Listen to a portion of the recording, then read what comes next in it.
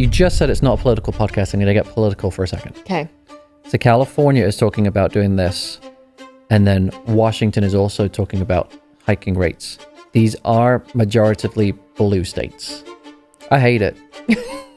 You're probably going to guess my political leanings from that statement, but I do not enjoy taxing more and more rich people. I don't think it works.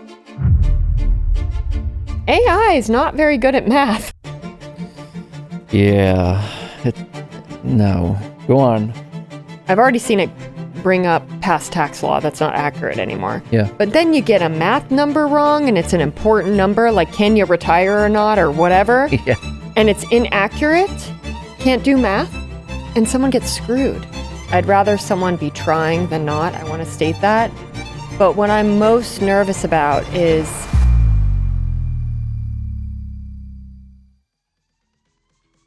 if you ever wondered what financial advisors look at in the news and how it affects you, then this is the episode for you because we're going to tell you everything that we're reading.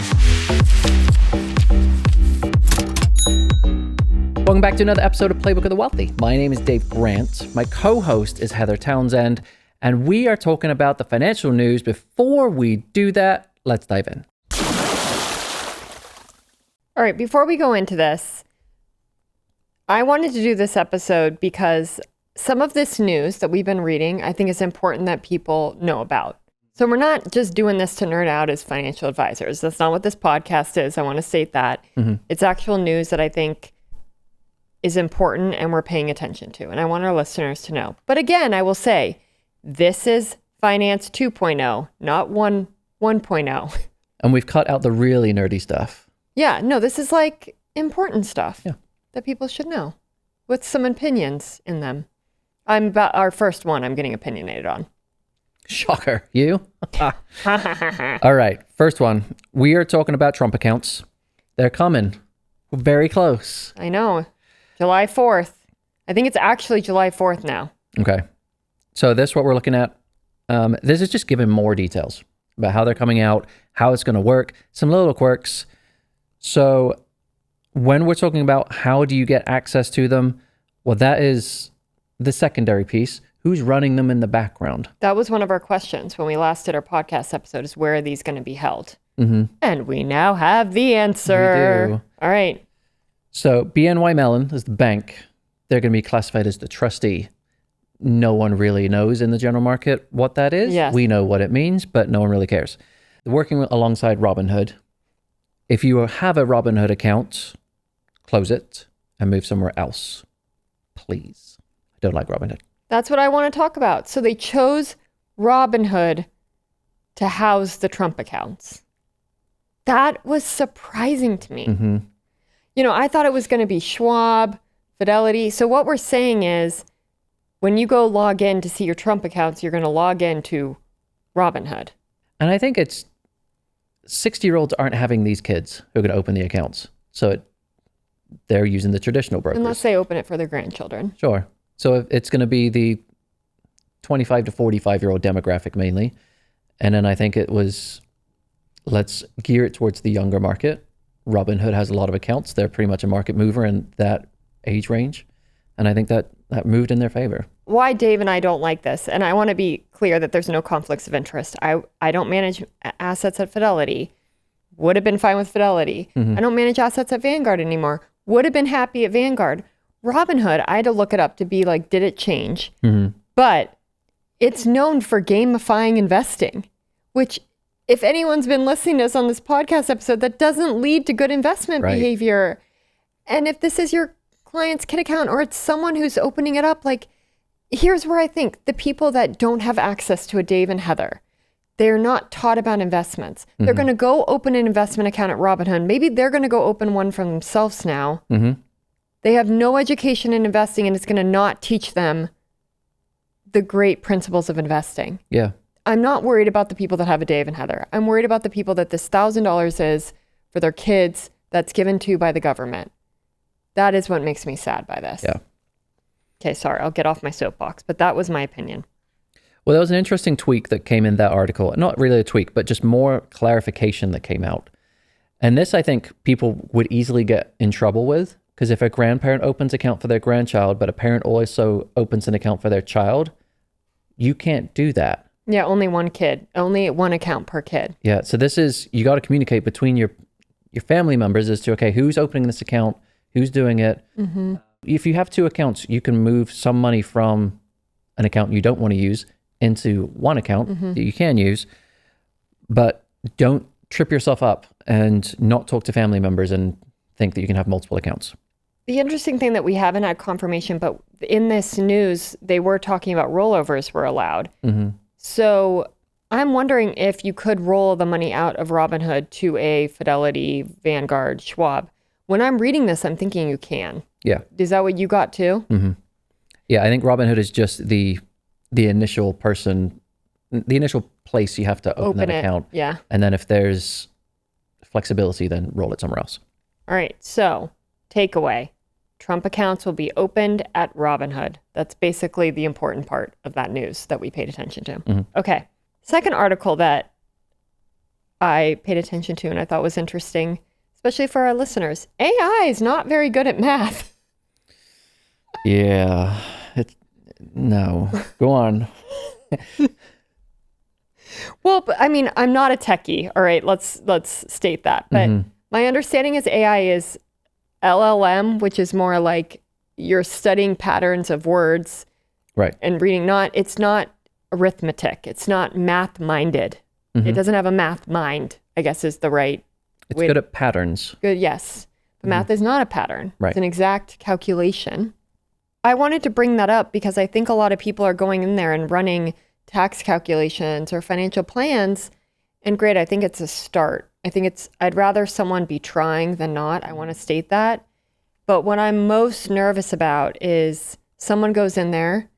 I've already seen it bring up past tax law that's not accurate anymore. Yeah. But then you get a math number wrong and it's an important number, like can you retire or not or whatever. Yeah. And it's inaccurate, can't do math, and someone gets screwed. Mm-hmm. I mean, this kind of flows into, well, do we think that AI is replacing us? More and more each day, I'm like, absolutely not. I mean, for the DIYers, they're just going to have more tools in their tool basket. But we've already talked about that. I'm not going to go on that tangent. I more wanted to bring this up of AI can't do math. So please check, please verify. Sure. That is what we're reading. And I wanted our listeners to know that. And when it fails at simple math, and then you trying to say, well, how can I tweak my portfolio to avoid this happening?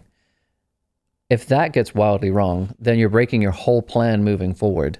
So this is not just a little thing that gets wrong. This is altering trajectory of big picture things. What if it hallucinates on that? Right? So takeaway, AI can't do math. All right. Next one. All righty. All right. This one got a little bit into the nerdy advisor space, but it does have the knock-on effect of, well, it does impact consumers too. So advisors, where we can work. So for example, there's brokerage houses. Think of your Merrill Lynch, your Morgan Stanley. Essentially, you can work there, call yourself an advisor from there, but you're offering products from that brokerage house. That is not what Dave and I are, I just wanted to state that. Well, the good thing is advisors there are getting, complacent's the wrong word. They're getting a little frustrated that they're having to push the products of that brokerage house and they're just being constricted. So a lot of them are moving to be independent. All right, so some stats from Financial Advisor magazine, where this article came from. UBS, which is one of the larger brokerage houses, 200 advisors left in 2025. That took $14 billion away from UBS. It's a huge number. Where are they going? To smaller firms? Some of them are going independent. Some are just switching, where there's more independence that they don't have to pitch certain products to their clients. Now, the reason a lot of that's happening is complexity from the client side. Clients are asking more from their advisors. Good. They want tax stuff. They want projections. They want retirement income design that is independent of product. And that's where the advisors are moving. They want to offer stuff that's not product based. It's more advice based. Great. The advice is getting better. This was needed. Yep. Okay. Next. So basically clients don't want to be sold products. Hello. Great. That's what the takeaway is. All right. This was put out by Financial Advisor magazine as well. 68% of wealthy investors now say financial advice is worth the fee. I was surprised by that, actually. It's a I don't high know number. why. Yeah, I don't know why I was surprised by that, but 68%, that's really high. You got to caveat what's financial advice and what is the fee, Oh. because our fees are high. Is it worth it? Some people would say no. Okay. But I think if you are looking at, okay, if I'm going to pay someone X amount of dollars for the advice, yeah, my situation's complex and situations are getting more complex and that fee is becoming more worth it. Well, that's what the study was. It was from affluent investors, which makes sense, wealthy investors. Like my fee does not make sense for someone that doesn't have complexity. Yeah. I don't think that's fair. Mm-hmm. I would say that to someone. It's up from just 38% in 2010. So it's a 30% increase in the last 16 years. That part was the biggest, because that's why I think I was surprised by the number. Mm-hmm. And then I read that in the article and I was like, wow, it's up 30% in 16 years. And then I went to go and thinking, well, why?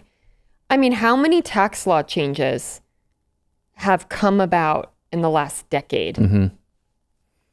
I mean, we've gotten way more complex. There's more products than ever. There's more knowledge being fed to people on social media. And I think mostly people are asking, can I do that? Does that fit for me? Because there's Sure. more knowledge out there now, but you don't know who to trust. Mm-hmm. I think that's your kicker there, right there as well. People are willing to pay a fee if there's minimal conflicts of interest. Mm-hmm. And that is what people are seeing more and more. If I'm going in and the advice is free, why? What's the kicker on the back end? Mm-hmm. And why is this advice tainted because I got it for free? Is there a product sale that I'm not aware of? And so when people are saying, okay, it's worth the fee for me to pay it because I know it's in my best interest. Mm-hmm. Hey, that's exactly how I asked my parents' financial advisor, how am I paying you? And I did not like his answer. All right, so this was put out from CNN. Hiring is slowest it's been since COVID and since 2011. What does this mean for the economy? Not great things. Really? I thought it meant great things. Well, there's a couple things there. One, if you're slowing down on job openings and job hirings, that typically means a slowdown in the economy, could be trending towards a recession, or it could be something different. How is AI coming into the marketplace, which means, are we becoming super productive, meaning we need less people because, one person can now do the job of three with not a huge amount of uptick in their workload, which then means you don't need to hire, or you can hire slower because now you're aware of, okay, we've got this much productivity and we don't need to keep filling these slots because we can do some of that with AI. Okay, I'm going to actually give my highlight a little early, but I want to talk about this really quick. There's a lot of fear dooming around AI, okay? Mm-hmm. I guess I'm just going to give my highlight right now. I'm in an AI boot camp right now from someone who's like one of the top educators in AI right now. And she hires humans. And she actually is telling us in this boot camp that it's not like humans are still going to be needed. It's just going to make them more productive at their job. We're all going to get better at our jobs. We're going to do the stuff we don't want to do. Mm-hmm. And she's like, I don't think it's replacing all these humans, but there's so much fear mongering out there that all these white collar jobs are going to go away and then the mortgages aren't going to be paid and then the housing crisis. I mean, Yeah. And look, great. I'm not someone who has this crystal ball, but I go back to my grandma who's, lived through so many decades of changes. I mean, imagine she was born in the 30s. How much technology has she gone through? Yeah. All right, think of that. And then my friend's mom, who I'm guessing is in her 70s and 80s, we were talking about it, and she's like, it's going to be hard for a lot. There's a lot of change going on, but we've always been okay. Mm-hmm. And I think through that. I'm like, you can either think of this as this is going to be really negative, or you can see a lot of the positives that come from this too. Yeah. My client, for example, ran AI through something, and then they still had the meeting with me. And I pointed out things that AI didn't even know to point out. Sure. It's an amazing tool, but I don't think it's going to replace humans altogether. True. So I just think we're in a flux. Yeah. And there could be a time where we're going through this flux and there's going to be a downturn for a while. Why we're catching up. I mean, who knows? I don't know. Well, I think when people are looking at headlines like this, and there's some signals that show a recession and there's some that don't, I think just people need to take a step back and say, there could be a recession. We don't know yet. Yes. It's not obvious. there are some things showing that there might be. Momentum and that's is okay. Yeah, there are signs, there are signals right now that it could. So prepare yourself. Sure. But recessions are normal too. We want them. Yes, I know it's a little crazy. If the stock market just had I was with another advisor and we were like, when's the next downturn? I'm kind of waiting for it. Like, I'm kind of ready for it. And I know that that's weird to say, but it's almost when it's too good for too long, then you're just waiting. Right. Okay, moving on. All right. New retirement number hits 1.45 million. Oh, what's your number? It's going up? Yeah, so it's up 200K from last year. So it was 1.25 million is the magic number that you can retire on, and now it's 1.45 million. I know we have thoughts on this. Yeah. I'm like, it's going up, but it going up 16% increase in 1 year is wild. I don't have the exact number, but I'm pretty sure that in the last year, inflation was not 16%. We'd be having some big problems. It is a big Jump. It's a big jump. Yes. And if you think, okay, people do have Social Security, there's still some people with pensions, and then you have a portfolio of 1.45 million, that's going to kick off roughly 50 to 60,000. Is life getting that much more expensive in that short space of time? Well, so 46% of Americans, this is in the article, said they don't expect to be financially prepared for retirement, and nearly 50% believe it is somewhat or very likely they will outlive their savings. So it's more driven by like inflation, longer life expectancy, and Social Security being uncertain. 50% believing that they will outlive their savings. That's a wild number. That's really high. Mm-hmm. And then it comes down to, and this will sound judgmental, how have you been planning for this, or the lack of your planning, so that 1 and 2 of you believe that you will outlive your savings? That's a wet finger in the air of, 30 years from now, I might be out of money. You can predict these things by doing some planning and getting some understanding of what your situation might look like and if your money's going to last that long. So I think, in my belief, that that's a lack of planning when it comes down to it. And I'll say that everyone's number is different. So that's the one point I wanted to say in this. I'm going to move on from this. Get a plan. Everyone's number is different. Every one of my clients' numbers is different. It is in entirely many factors. I think the part there's many studies that I'm going to go through really fast, but multiple articles over the last quarter that I've read are retirement confidence is weakening. Sure. So here we go. From plansponsor.com, retirement confidence lowest in a decade. Like, what? Retirees feel uncertain. It's the rising healthcare costs that I get. Mounting debt and steep housing prices. Half of workers reported have credit card debt. That was crazy to me. That's sad. Half of workers have credit card debt? I think that's normal. I know, that just makes me sad. That's not my world, and it makes me sad because that's a hard thing to get out of. Go read the Dave Ramsey book. Well, when you're saying that, okay, so retirement confidence is lowest in a decade, and it includes retirees, have we not gone through 3 years of market upticks? I know. It's very fascinating. So when I'm looking at that, I'm like, what are we focusing on? And what are we not aware of?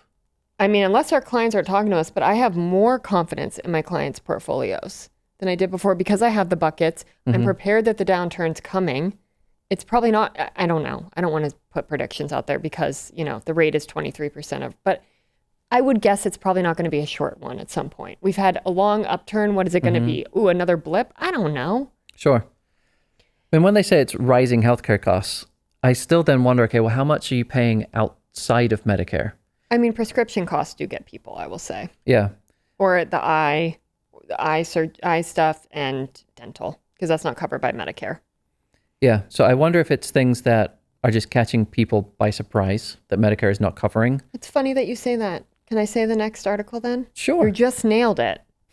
Whoops. Okay, Financial Advisor Magazine. New study on retiree expenses. I should have read further down. A typical retiree household will have unexpected expenses totaling about 10% of income annually, but 40% of households do not have the cash to cover a single year. That part was surprising to me because I know you do the same thing I do. I build buffers in my clients' numbers. Yeah. I'm not down to the dollar that they're going to, I know the car is coming. I know there's an unexpected medical bill. The house will need maintenance. Like this is, it's not just the number. You need some buffer in there. Yeah. If any client came to me and said, I need $10,000 a month. Okay. Did you see how I kept talking and my mouth didn't move and it sounded like you? Yeah, I was going to answer. I was going to be the client. Okay, keep going. Well, if they came and said, okay, our income is like 150,000 this year, we need 15,000 like tomorrow. All of them will have 15,000 tomorrow. So I'm like, where are these retiree people coming from that they, again, haven't worked with someone to design all of this? And are they just muddling their way through retirement, which is really sad. I know. Okay, so because it is complex, and I think good advice that's conflict-free is expensive. I will say that for, I think, right reasons. But okay, there's another thing that this article said that I wanted to read. Retirees should set aside at least 10% of their income as emergency savings for 1 year. If looked at as a lump sum covering a 25-year retirement, the total amount to 2.5 years of retirement income. I read this and I want to ask you something. What comes to your mind? Oh, buckets. Yeah. Come closer. Let me tell you about buckets. Buckets. I do love the buckets. It's like we already do it. Yeah. Like this is why we build the cash. It's also for the market downturn or the unexpected expenses. We don't have to sell at the wrong time. Yeah. I will just say there's many examples of unexpected costs I see. House repairs with retirees, unexpected medical expenses. They have to get the new car sooner than they planned, whatever. Family vacations that came up that were unexpected. Great. I think every retirement plan, just like a regular financial plan, has to have buffers. It's no different. You need to have your emergency reserve or savings, and you need to have buffers and flexibility, period. That's life. It is. And a lot of the times, the bigger expenses that come along, they are typically in the earlier years of retirement where it's more expensive.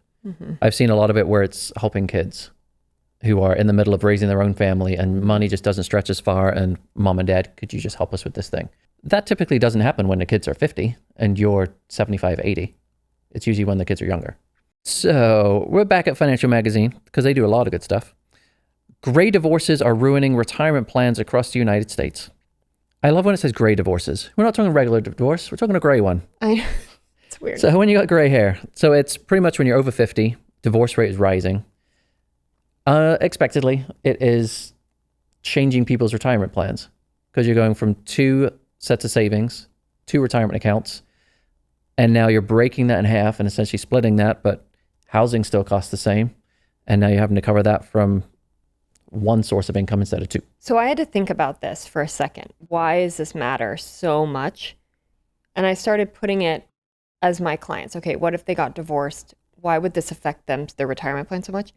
Their expenses probably wouldn't change that much on their day-to-day spending because it's like half spends this much, half spends that. It is the housing. You have to maintain 2 households now. Yeah. The food will cut in half, right? The dining out will cut in half because it's just you now. Like all of those discretionary expenses, but it is the maintaining of the household.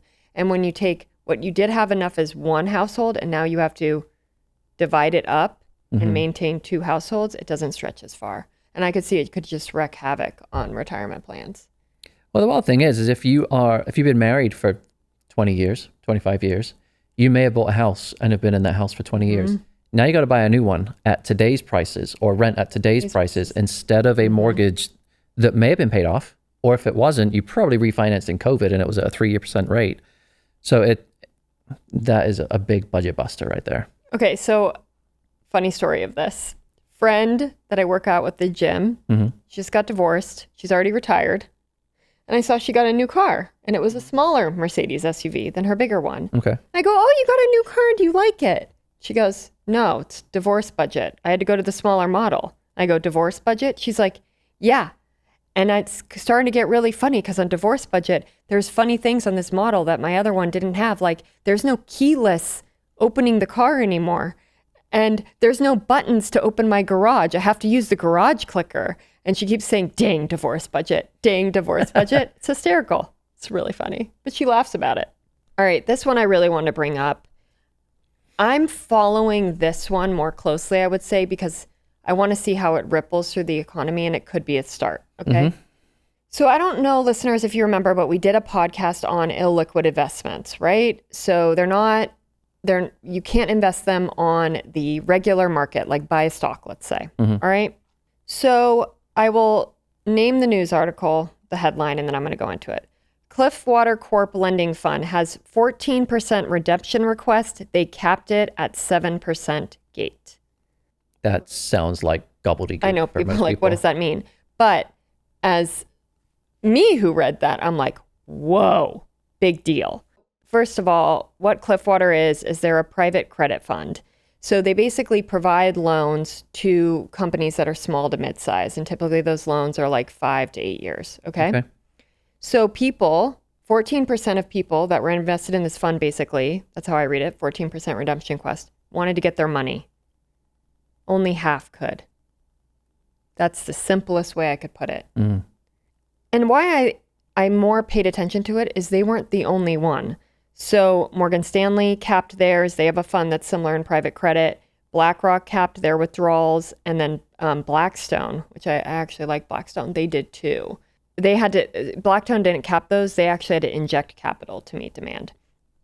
It's all in this private credit area. So these loans to these companies. So it's not in all areas. It's just in this sector for some reason. But I'm paying attention to it because I'm like, well, these are small to mid-sized companies, which, host the economy. But more importantly, why I wanted to bring this up for our listeners is this is the reality of illiquid funds. If you're a retiree, you go and you want to pull your money out and you get told no, or you get to have half of what you requested, how would that feel? Just understand when you're investing in these. And it really does happen. This is an example that happened in Q1. And I wanted to just provide it to our listeners. So I'm watching it. Illiquid investments can trap capital. So it's not the right place, I would say, for retirees. And these were sold as something that has a great interest rate. Yeah. So that was the, because there's these loans to these small mid-sized companies, they were getting higher guaranteed interest, definitely higher interest rate than your high yield savings. I feel like it was like 8 to 10, 8 to 12 or something. It was a really hot thing. I think it was 2022 and 2023. Everyone was going into private credit. It's just kind of funny what happens when something's hot. Everyone wants out. Now everyone wants out. That's interesting. All right. Our last one. Oh, this one's... We're going to talk about California, Netherlands, and Washington State. So random. Yeah. Those People three. are like, why? Yeah, why the Netherlands? Where are they coming from? Yeah. All right, so we're talking about California. Again, Financial Magazine has profiled these. California proposed a billionaire tax. Netherlands proposed taxing unrealized gains, so stuff you haven't sold yet. And then Washington is changing their income tax. So it's proposed. Yep. So it has not happened yet. It's on the 2026 ballot. But basically, they want to tax billionaires, which there's like 200 to 250 billionaires in California. Potentially retroactive from January 1, 2026. That was a wild thing. Yes. People could try and move. Nope. If you were living there. And they have to pay a 5% one-time wealth tax globally. That was the part that frustrated me. Like, this is not just US based. So if you have a company internationally, we're still going to tax that too. Yeah. They can defer some of it. They can pay 1% over 5 years. So it's expected to raise $100 billion over 5 years. That's actually insane to me. And it's used they want to do it to protect healthcare, public education, food support for needy families. And they get to exclude retirement accounts and real estate. I think personal real estate. I don't think it's business real estate. Right. They get excluded. Yeah. So I guess why I'm bringing this up is, let's go on another one, the Netherlands unrealized gains, and then I'll come back to California because Washington's a little different. I was really watching Netherlands because they want to tax, what was it, like 30% or something, 36% on unrealized capital gains. And people are like, what is that? That's basically like, hey, this is your wealth and you haven't sold anything yet. I want to tax 36% on all your investments. Bear in mind that the Netherlands is a socialist economy, so its income tax rate is in the 30s too for everybody. So, look, I get taxing the wealthy. This is not a political podcast. I'm not going to get into that. But I do have a problem, one, on unrealized taxes, because I am in investments. I feel like I can actually talk about how this really works. And what an investment is worth today that you're going to tax me can be wildly at a different value a year later. Lower, Yeah. Higher. And like if someone was to I put myself in this situation. If someone was going to tax me on my net worth, I would have to liquidate things at 36% and then recognize more taxes and all of this. And so I just don't think that that's giving a really good incentive to grow wealth. It doesn't. It comes from a socialized mindset of we can't tax you enough on your income, so we're now going to tax you on the wealth that you may have. It doesn't work. And why I'm bringing it up is because California is doing something kind of similar, right? And so what's funny that we wanted to bring it up that it passed, and then literally in the time that it's been on our list, what happened? It's getting overturned, isn't it? They had so much public outcry that they just reversed it. Yeah. So that actually made me happy because I was like, this could be a slippery slope for people in investing, which I really believe is a way you get ahead. I love investing. And I was like, this could lead to, if this works for the Netherlands, who else adopts this, right? Some other state might adopt it. All right. I would be curious what California does because I would be curious, or I guess I would say those billionaires that are living in California, I'd really want to study on how many jobs are they giving to people in California and what is their wealth doing in California and what happens if they move out because they don't want to pay this tax. Sure. I'd just be fascinated on that. You just said it's not a political podcast. I'm going to get political for a second. Okay. So California is talking about doing this, and then Washington is also talking about hiking rates. These are majoritively blue states. Yeah, okay. Which is talking about funding social programs by taxing richer people who live in the state more. It's happening in Illinois too, that there's definitely more tax conversations to fund other programs. So I'm wondering if this is going to be driven by Democratic states. Because the Fed cut some of their programs too. I think that's Yeah, I'm sure there's a lot more to it. Yeah. But you don't typically hear about red-dominated states that are talking like this. I don't hear anything in Arizona, I'll tell you that. Right. So they are not geared towards let's fund our social programs by taxing our wealthy more. So I wonder how this is going to hurt blue states if people are, finding out that these programs are happening and they have a mass exodus towards states that are more wealthy friendly. They should do a study on it. The Washington is interesting, and I have to pay attention to this because I have a few clients in Washington. I think this could affect them. Yeah. It's happening on January 1st, 2028. That's when it becomes effective. So January 2028, so not yet. But California will impose a 9.9% personal income tax on any income over $1 million. And why this really matters and why I'm bringing this up is Washington doesn't, I used to live there, it doesn't tax any income. It's one of the no personal income tax states. So now Washington is saying, well, if we now are going to have a personal income tax on anyone who makes over $1 million. Now, when let's see if I can do this by memory, but I'm pretty sure it's only any income over $1 million.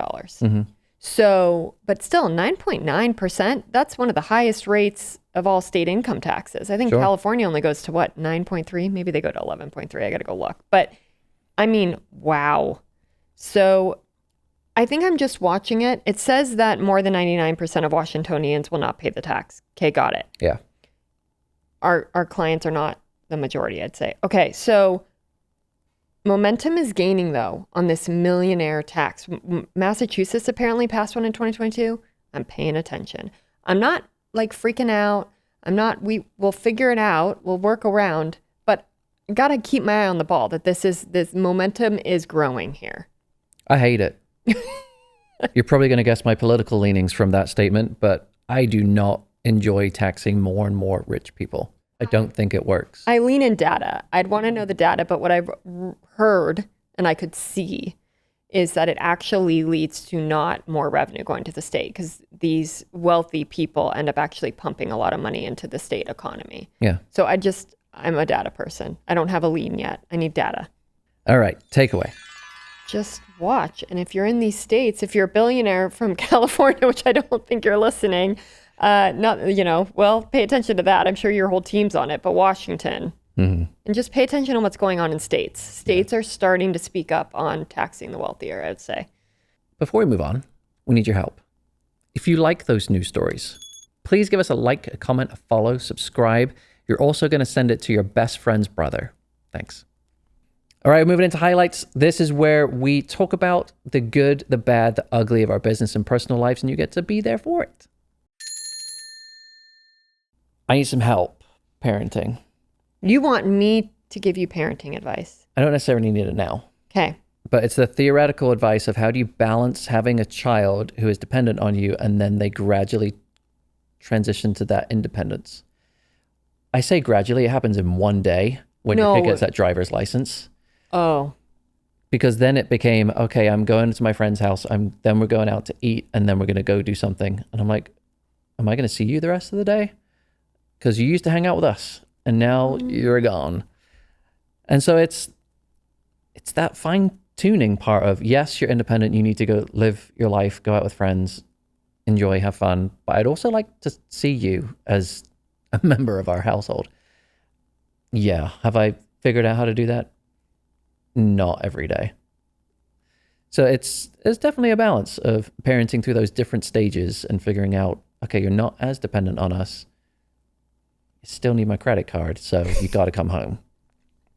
I mean, the only thing that comes to mind is like one good job, because I think having an independent kid is better than having a too dependent of a kid, right? We want them to launch, right? So it looks like he's on trend to launch. Heck yeah. He's out the door all the time. But I've heard parents like figure out like, is it family dinner on Sunday that's the rule? Or, you know, you're home 2 days a week and we do this as a family, or you figure out something you and him really enjoy doing and that's your thing together. I would just sit down with Sarah and like talk about how do we want this to look now that he is more independent and when do we want to see him? I remember when I was seeing a play therapist for one of my children, because she was difficult at some age. And she actually made me write down the top 3 things I enjoyed doing with my kids, because they actually feed that energy too. Like, what do you enjoy doing with them? I do things with them that I might not necessarily enjoy doing, like going to the fair. That's not on that list. But like coloring with them, or like taking them to the mall, or cuddling with them and watching Frozen. Like I have these random things that I love doing. So maybe start there and think of like, what are the things that you enjoy? I don't know. Not that you asked for the advice, but I can't. That's helpful. I don't know. Just start there and then report back. I've never thought about that before. That'd be something to do. And like family dinner maybe on Fridays or Saturday. I don't know. Talk to Sarah, but come back. I want to hear what you guys decide and how you, because I'm going to take notes because you're ahead of me. So mine is, I just got back from Costa Rica a few weeks ago. Wow, what an inspiring trip. Yeah. So our friends took 50 of their friends and family to Costa Rica. They didn't pay for the flights. They paid for the entire stay, though. Wow. Yeah. So I gave him the book Die with Zero. Yeah. And he did the Die with Zero. You know the part in the book on he takes his friends to St. Bart's on his 50th birthday? He did that for his 40th in Costa Rica. These villas were phenomenal. I mean, we had staff at all times. I mean, like we did not cook. We did not, I mean. I got to find myself new friends. And they are obviously very, very well to do. But I think that was what the most beautiful thing is that they're choosing to spend their money on friends and family. Yeah. And so it was for his 40th birthday and their 10-year wedding anniversary. And they wanted to bring all their friends together. She gave a speech to like all our important people, called out everyone to make them feel like really loved and honored to be there. Pictures. I mean, they'll remember that for the rest of when do you get all your friends and family to be present in Costa Rica? Did you say 50 people? Yeah, it was 50 people. I know you're starting to put the numbers together to this. All right. Point being. No, I couldn't make a list of 50 people. I mean, friends and family. Well, you're an introvert. They're not introverts. Okay, that makes a difference. But it was really inspiring. And I think I'm not there that I could do that for my 40th, but I saw that, and it's amazing that you get to be around people that inspire you. And I want to put that on my 50th. I don't think it could probably maybe to be their caliber. Who knows? But I want to try to do that. I think that was a really cool experience. And I got woken up by monkeys at 4:30 in the morning. Howler monkeys. I was in the jungle. This is legit. Totally different experience. I've never been in the jungle. Monkeys tried to get in our bedroom. Monkeys stole a croissant from my daughter. What a trip. That's all I got to say. And these memories I'll never forget. That's certainly a memory. Wow. All right. Well, thank you for listening to this episode of Playbook of the Wealthy. If you want to keep listening to us on audio platforms, we're everywhere you can find us. Video, we are at YouTube, Spotify, Instagram, Apple Podcasts. If you watch YouTube videos or any other videos elsewhere, we're probably there too. If you want to go to our website, because who else wants to see us again? We are at playbookotw.com, and then you can email us at hello@playbookotw.com and get your question featured. Until next time. Toodles! All opinions expressed by Dave Grant and Heather Townsend are solely their own opinions and do not reflect the views of their respective wealth management firms. This podcast is for informational purposes only and should not be relied upon for investment decisions. Nothing in this material constitutes a solicitation for the sale or purchase of any securities. Clients of Retirement Matters and Townsend Financial may maintain positions in the securities discussed in this podcast.